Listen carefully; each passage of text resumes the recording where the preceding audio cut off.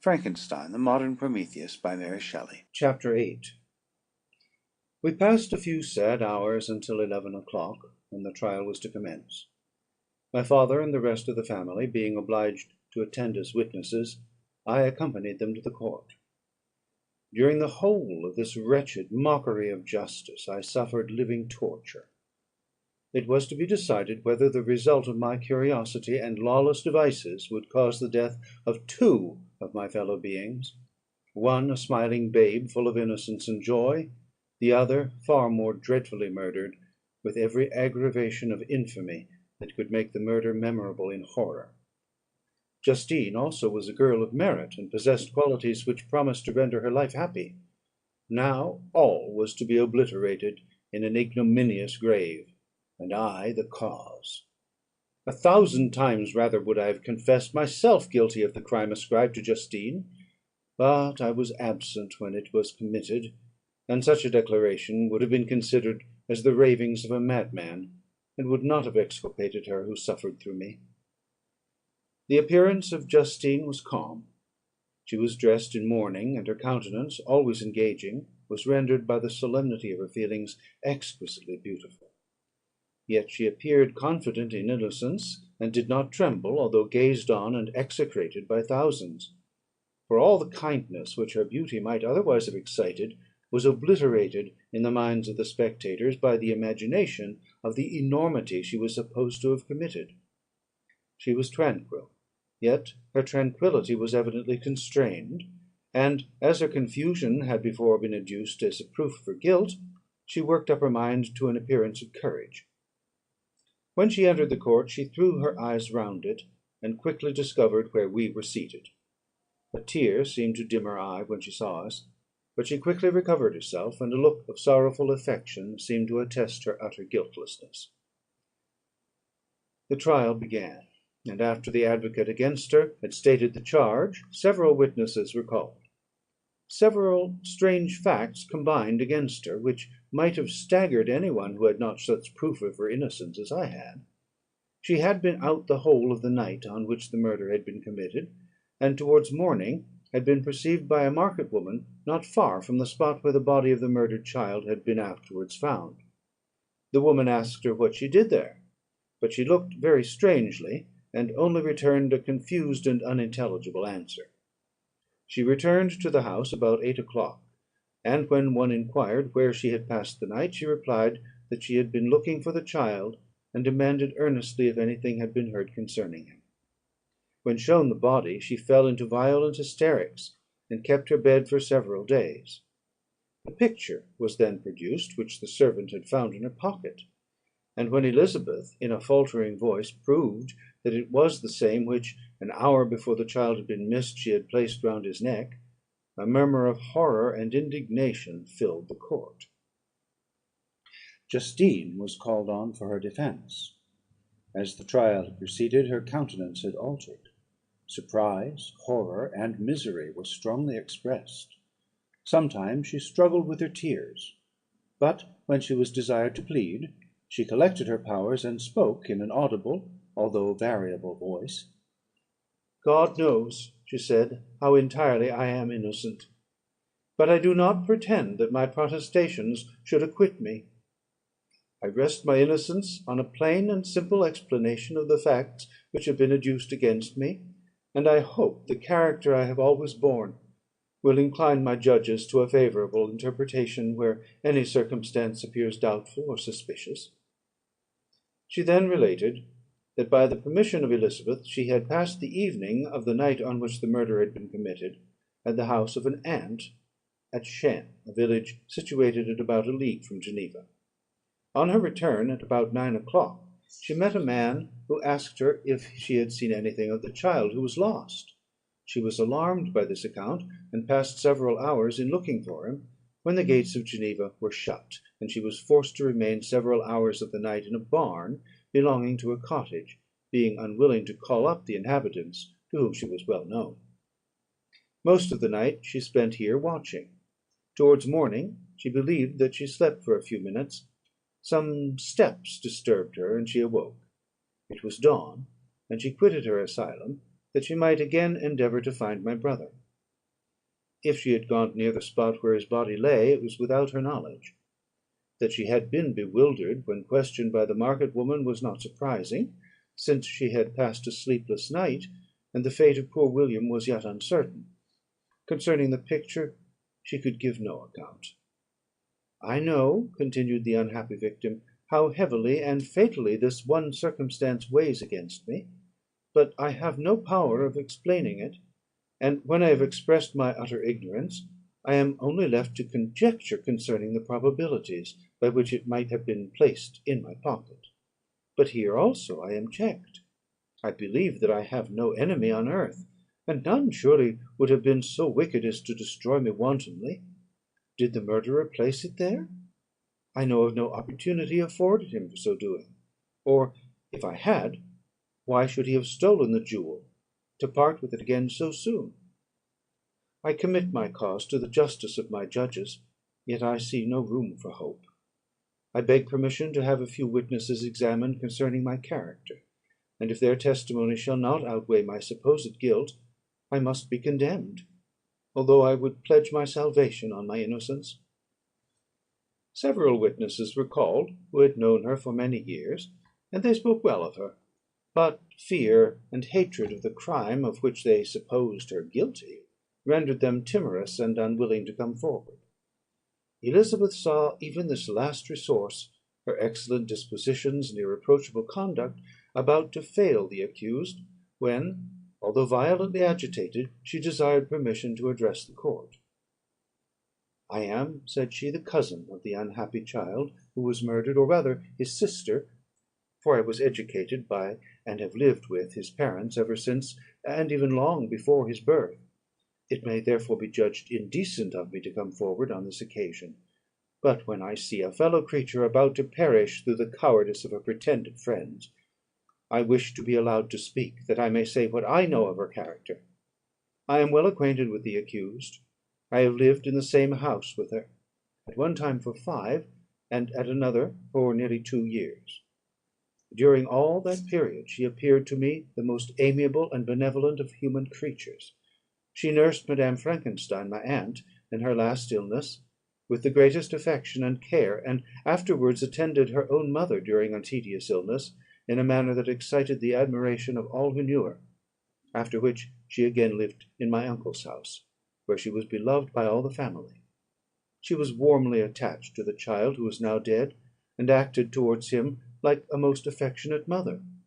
For my own part, I do not hesitate to say that, notwithstanding all the evidence produced against her, I believe and rely on her perfect innocence. She had no temptation for such an action. As to the bauble on which the chief proof rests, if she had earnestly desired it, I should have willingly given it to her, so much do I esteem and value her."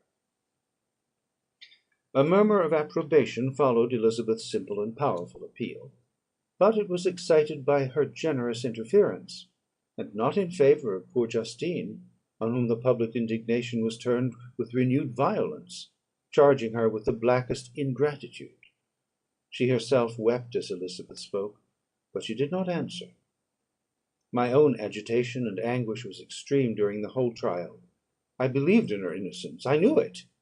Could the demon who had, I did not for a minute doubt, murdered my brother also, in his hellish sport, have betrayed the innocent to death and ignominy? I could not sustain the horror of my situation; and when I perceived that the popular voice and the countenances of the judges had already condemned my unhappy victim, I rushed out of the court in agony. The tortures of the accused did not equal mine. She was sustained by innocence, but the fangs of remorse tore my bosom, and would not forego their hold. I passed a night of unmingled wretchedness. In the morning I went to the court. My lips and throat were parched. I dared not ask the fatal question, but I was known, and the officer guessed the cause of my visit. The ballots had been thrown; they were all black, and Justine was condemned. I cannot pretend to describe what I then felt. I had before experienced sensations of horror, and I have endeavoured to bestow upon them adequate expressions; but words cannot convey an idea of the heart-sickening despair that I then endured. The person to whom I addressed myself added, that Justine had already confessed her guilt. That evidence, he observed, was hardly required in so glaring a case, but I am glad of it; and, indeed, none of our judges like to condemn a criminal upon circumstantial evidence, be it ever so decisive. This was a strange and unexpected intelligence. What could it mean? Had my eyes deceived me? And was I really as mad as the whole world would believe me to be, if I disclosed the object of my suspicions? I hastened to return home, and Elizabeth eagerly demanded the result. "My cousin," replied I, "it is decided as you may have expected. All judges had rather that 10 innocent should suffer, than that one guilty should escape. But she has confessed." This was a dire blow to poor Elizabeth, who had relied with firmness upon Justine's innocence. "Alas!" said she, "how shall I ever again believe in human goodness?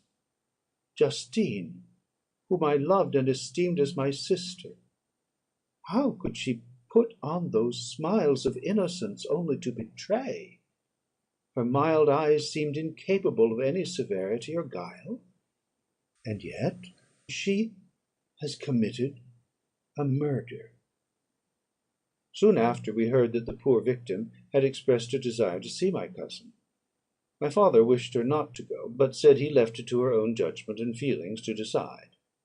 "Yes," said Elizabeth, "I will go, although she is guilty; and you, Victor, shall accompany me. I cannot go alone."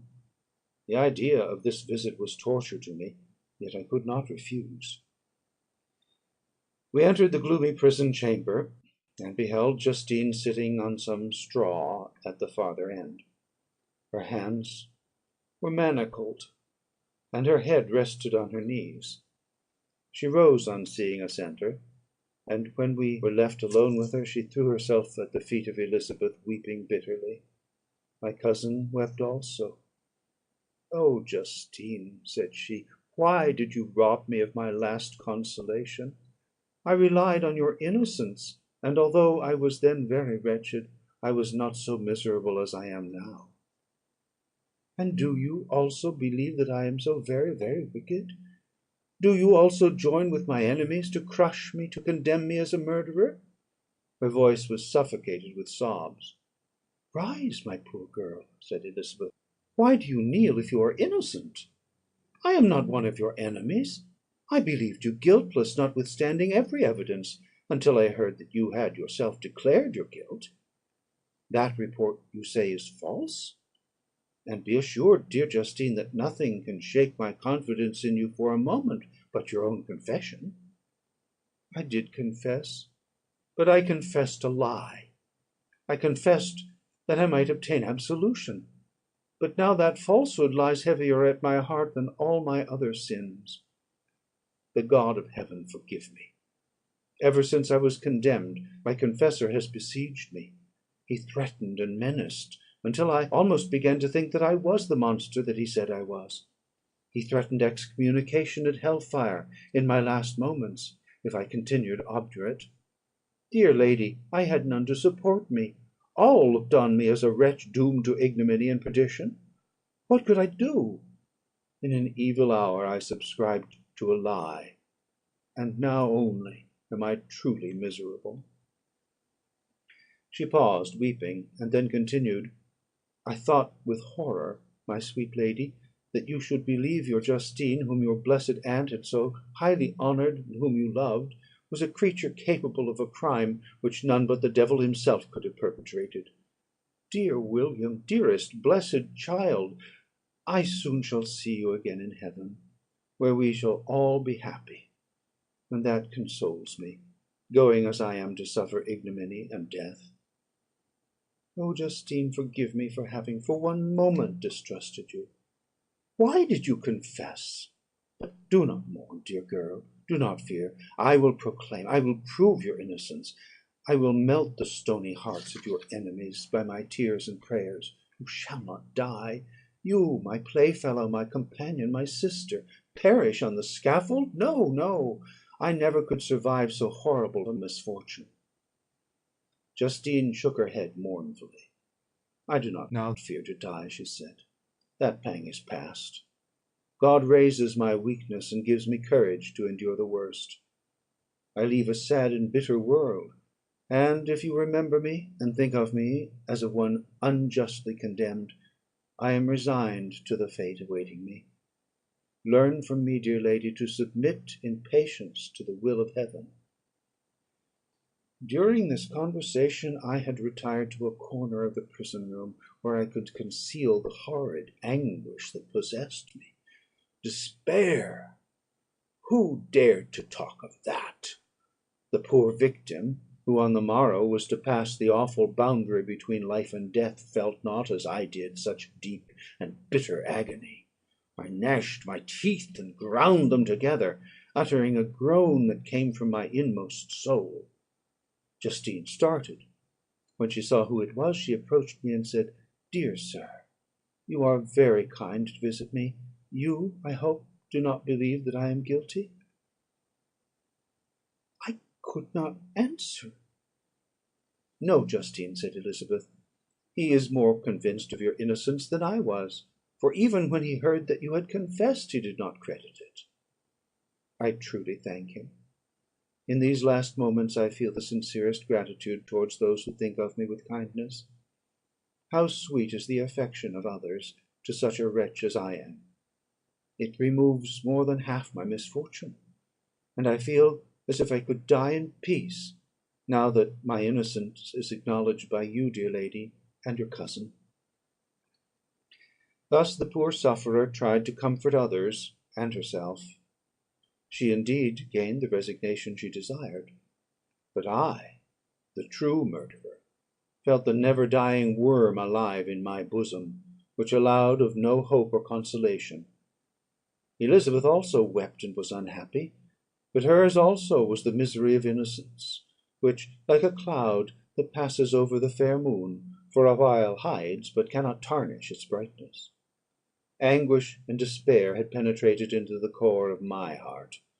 I bore a hell within me which nothing could extinguish. We stayed several hours with Justine, and it was with great difficulty that Elizabeth could tear herself away. "I wish," cried she, "that I were to die with you. I cannot live in this world of misery." Justine assumed an air of cheerfulness, while she with difficulty repressed her bitter tears. She embraced Elizabeth, and said, in a voice of half suppressed emotion, "Farewell, sweet lady, dearest Elizabeth, my beloved and only friend. May Heaven in its bounty bless and preserve you. May this be the last misfortune that you will ever suffer. Live and be happy, and make others so." And on the morrow Justine died. Elizabeth's heartrending eloquence failed to move the judges from their settled conviction in the criminality of the saintly sufferer. My passionate and indignant appeals were lost upon them; and when I received their cold answers, and heard the harsh, unfeeling reasoning of these men, my purposed avowal died away on my lips. Thus I might proclaim myself a madman, but not revoke the sentence passed upon my wretched victim. She perished on the scaffold as a murderess. From the tortures of my own heart I turned to contemplate the deep and voiceless grief of my Elizabeth. This also was my doing; and my father's woe, and the desolation of that late so smiling home, all was the work of my thrice accursed hands. Ye weep, unhappy ones, but these are not your last tears. Again shall you raise the funeral wail, and the sound of your lamentation shall again and again be heard. Frankenstein, your son, your kinsman, your early much loved friend, he who would spend each vital drop of blood for your sakes, who has no thought nor sense of joy except as it is mirrored in your dear countenances, who would fill the air with blessings, and spend his life in serving you, he bids you weep, to shed countless tears, happy beyond his hopes, if thus inexorable fate be satisfied, and if the destruction pause before the peace of the grave have succeeded to your sad torments." Thus spoke my prophetic soul. as, torn by remorse, horror, and despair, I beheld those I loved spend vain sorrow upon the graves of William and Justine, the first hapless victims of my unhallowed arts. End of Part 12 of Frankenstein.